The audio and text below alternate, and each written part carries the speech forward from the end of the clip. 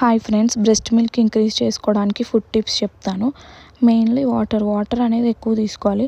After every feed, after every pump water అనేది డెఫినెట్గా తీసుకోవాలి. డేలో 3 to 4 లీటర్స్ వరకు వాటర్ అనేది తీసుకోండి.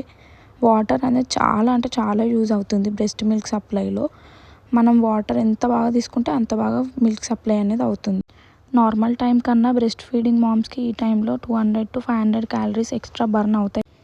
సో మనం తినే ఫుడ్లో ఐరన్, కాల్షియం అన్నీ ఇంక్లూడ్ అయ్యేలా చూసుకోండి. మనం ప్రెగ్నెన్సీలో ఎలాగైతే 2 అవర్స్కి ఒకసారి తింటూ ఉంటామో, అండ్ బ్రెస్ట్ ఫీడింగ్ మామ్స్ కూడా 2 అవర్స్కి ఒకసారి షార్ట్ మీల్ లాగా ఏదో ఒకటి తింటూ ఉండాలి. సో దట్ మళ్ళీ మిల్క్ సప్లై అవ్వడానికి హెల్ప్ అవుతుంది.